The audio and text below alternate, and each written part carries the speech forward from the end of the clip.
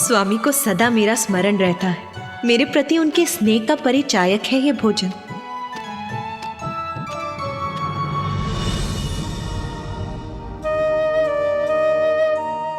इसीलिए कितनी भी भूख क्यों ना लगी हो मुझे, मैं तो उसी भोजन की प्रतीक्षा करूंगी जो स्वामी ने मेरे लिए शेष रखा।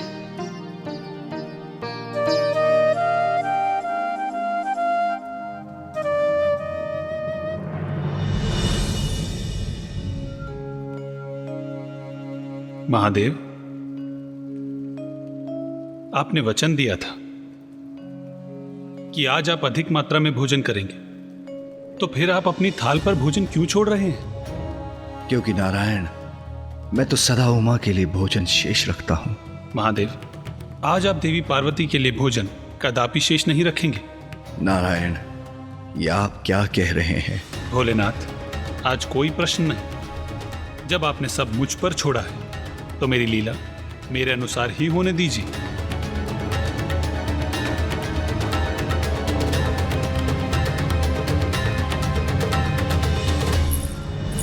देवी सरस्वती, मैं आपके लिए कुछ और लेकर आऊं? मुझे क्षमा करना उमा, मैं विवश हूं।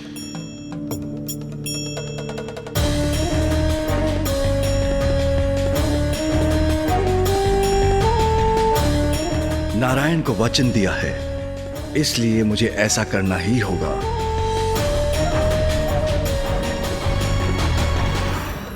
मुझे ज्ञात है भोलेनाथ, आपको ऐसा करने में पीड़ा हो रही है, किंतु यह आवश्यक है।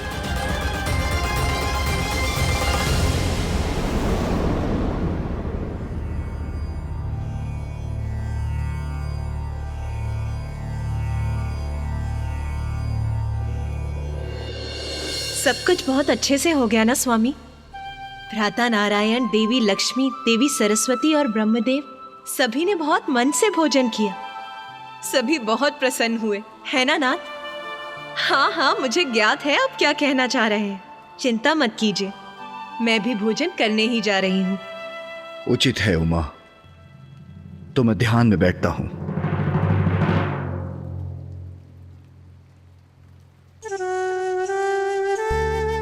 आप इन पात्रों को वहां रख दीजिए।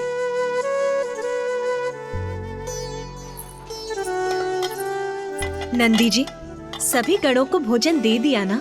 जी माता, दे दिया है। और पशुओं को? माता, उन्हें भी भोजन दे दिया है।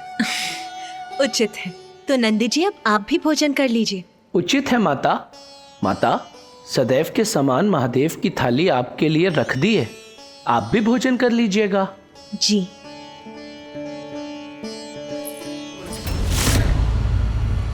मेरी भूख के कारण मेरा क्रोध अपने चरम पर था। रसोई में तो अन्न का एक दाना भी शेष नहीं। मुझे इतनी भूख लगी है और यहाँ तनिक भी भोजन नहीं है। बहन पार्वती,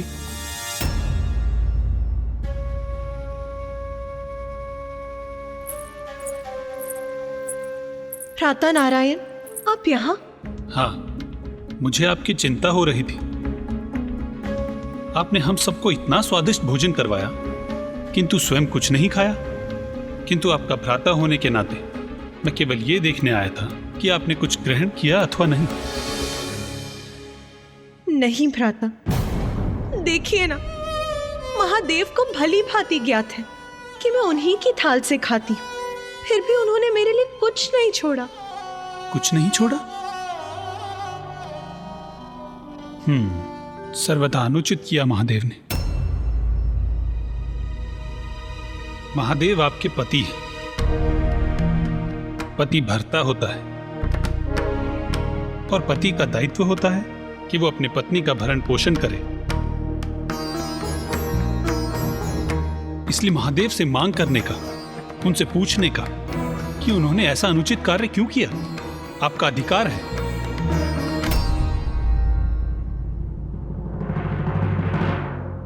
एक पत्नी अपने पति के लिए सर्वस्व निछावर कर देती है।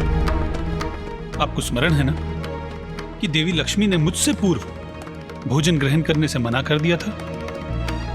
आपने इतना सब कुछ किया, किंतु महादेव ने यह सुनिश्चित किए बिना कि आपने भोजन किया अथवा नहीं, वो ध्यान में चले गए।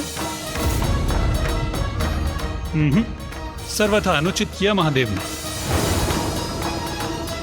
एक पति का दायित्व होता है कि वो अपनी पत्नी का भरण पोषण करे, और यदि महादेव ने अपना दायित्व नहीं निभाया तो उनसे क्रोधित होने का, उनसे प्रश्न पूछने का पूर्ण अधिकार है आपका।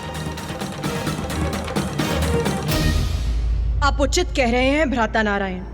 मैं भूख से व्याकुल हो रही हूँ और महादेव को मेरे तनिक भी चिंता नहीं।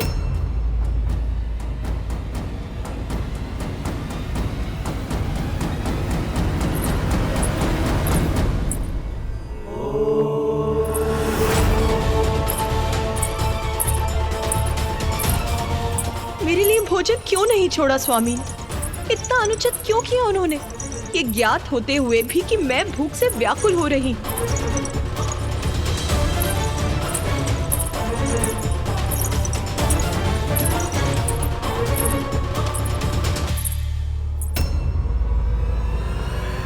ये क्या नाथ, मुझे आपके पत्नी को भोजन का एक निवाला भी प्राप्त नहीं हुआ और आप यहाँ निश्चिंत होकर ध्यान मग्न बैठे हैं। आपने भोजन के लिए सभी अतिथियों को आमंत्रित किया, जिसकी सारी व्यवस्था मैंने की। उनके लिए भोजन पकवाया और मुझे तनिक भी भोजन प्राप्त नहीं हुआ। और इससे अनभिज्ञ यहाँ शांतिपूर्वक आप ध्यान कर रहे हैं।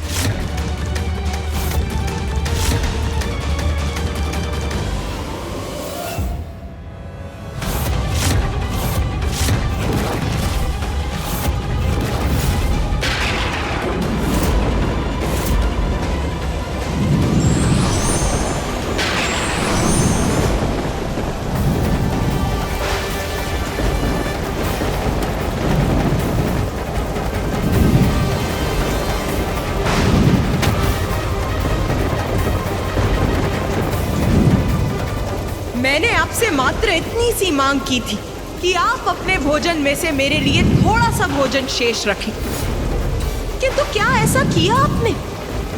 नहीं।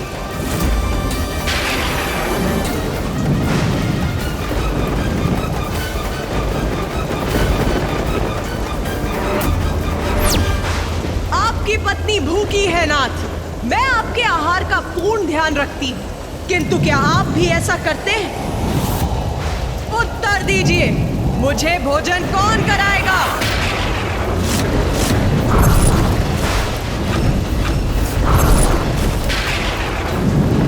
उचित है, यदि मेरे पति मेरा ध्यान नहीं रखेंगे तो मैं अपना ध्यान स्वयं रखूंगी।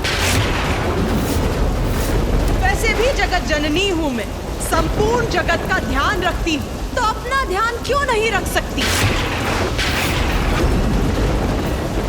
यदि आपको मेरी चिंता नहीं है महादेव, तो मैं अब स्वयं अपनी भूख मिटाऊंगी।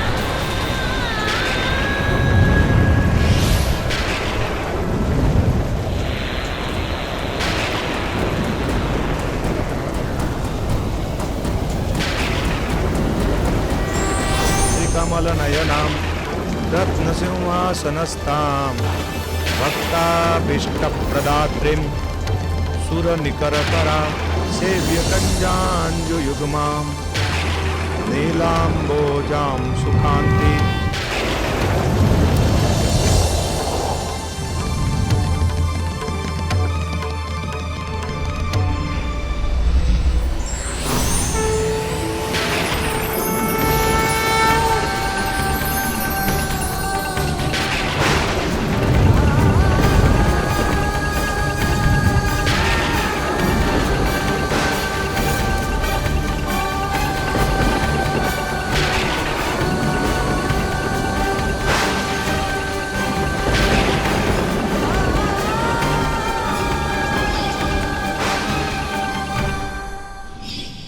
अपनी भूख मिटाने के लिए मैं क्या कर बैठी?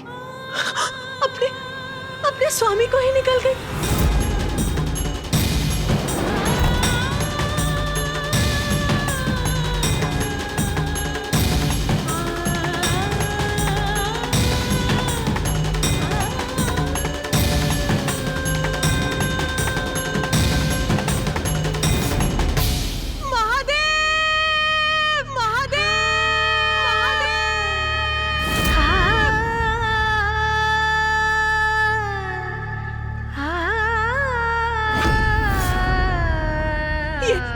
ये मुझसे क्या हो गया नाथ?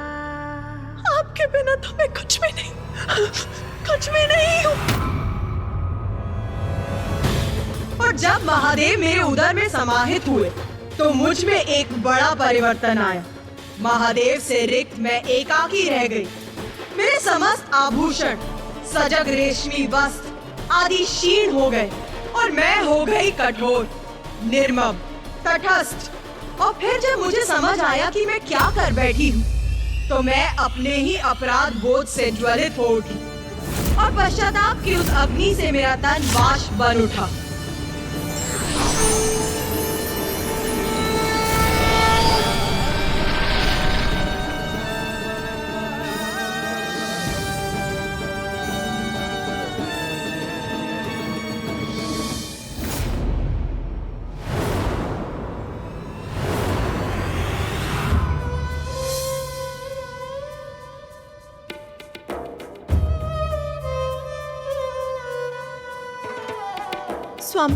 स्वामी मुझे क्षमा कर दीजिए। मुझे ज्ञात नहीं क्रोधवश में ये क्या कर बैठी। मुझे क्षमा कर दीजिए। उमा, आपको क्षमा याचना करने की कोई आवश्यकता नहीं, क्योंकि जो भी हुआ वो सब नारायण, ब्रह्मदेव और मेरी लीला का ही परिणाम था। उमा, आप जगत जननी हैं, इसलिए सभी जीवों के प्रति आपको बहुत स्नेह है।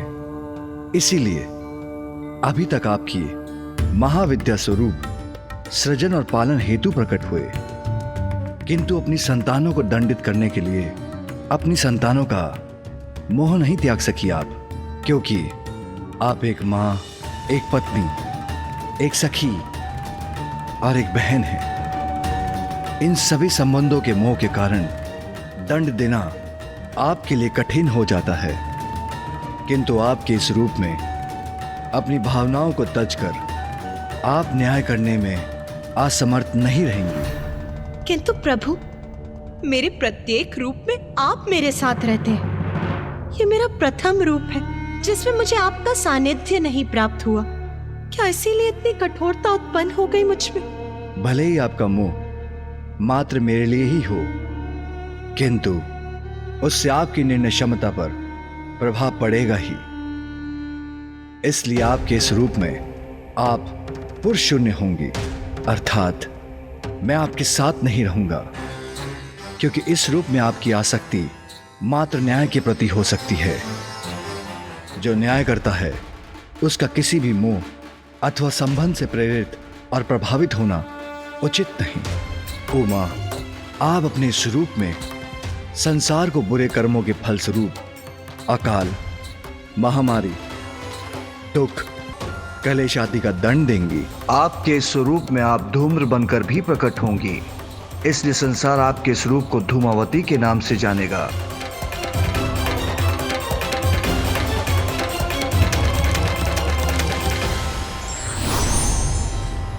हमें क्षमा कर दीजिए देवी पार्वती। हम ये लीला करने पर बाध्य हो गए थे, जिससे आपका सप्तम महाविद्या स्वरूप प्रकट हो सके। देवी पार्वती, आप देवी धूमावती रूप में सदैव श्रेष्ठ न्याय करने का अति आवश्यक दायित्व निभाएंगी, क्योंकि जब बुराई के पथ पर चलने वाले अपने जीवन काल में दंडित होंगे तो वो स्वयं को सुधार कर अपने शेष जीवन में अच्छे कर्म करने को प्रेरित भी होंगे। उमा, हमें ज्ञात है आपका 16 श्रृंगार आपके लिए अत्यंत महत्वपूर्ण है, जैसे सुमंगली कड़ियां, आपके केश की चोटियां, सिंदूर, आपके शीश को सुशोभित करने वाले पुष्प, मंगलसूत्र, बिछियां, इन सभी का परित्याग करने के लिए कह रहे हैं हम। और उससे भी अधिक आपको मुझसे दूर रहना होगा, क्योंकि संसार के कल्याण के लिए आपको यह अवतार लेना ही होगा। आपने तो सदा सृष्टि को अपने से ऊपर रखा है, इसलिए मैं एक बार पुनः अनुरोध करता हूं, आप एक बार पुनः संसार के कल्याण के लिए ये सब त्याग दीजिए प्रिय, ये सब त्याग दीजिए प्रिय, ये सब त्याग दीजिए प्रिय।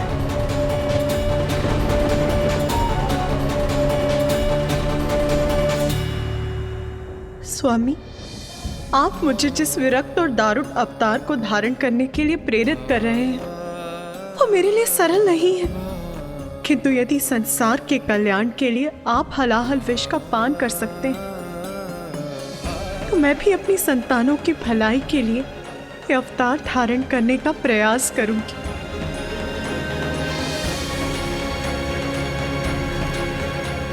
मुझसे दूर रहना तो आपके लिए भी सरल नहीं होगा नाथ, किंतु यदि मुझे निष्पक्ष होकर न्याय करने हेतु ये पुरुष शून्य अवतार लेना होगा तो मुझे ये भी स्वीकार है।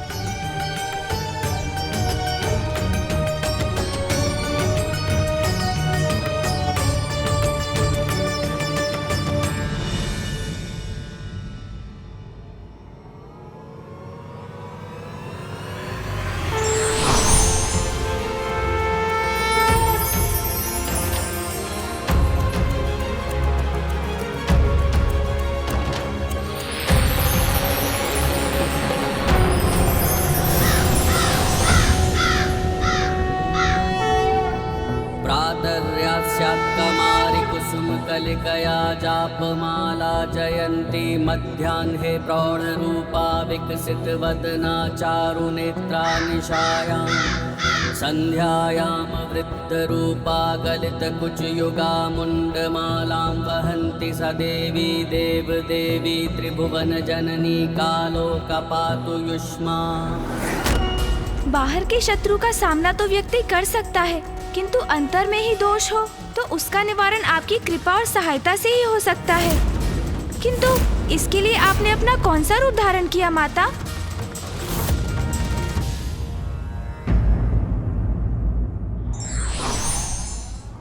ईश्वर के प्रत्येक स्वरूप और उसके कार्य से हमें ये प्रेरणा मिलती है कि त्याग एक बड़ा धर्म है।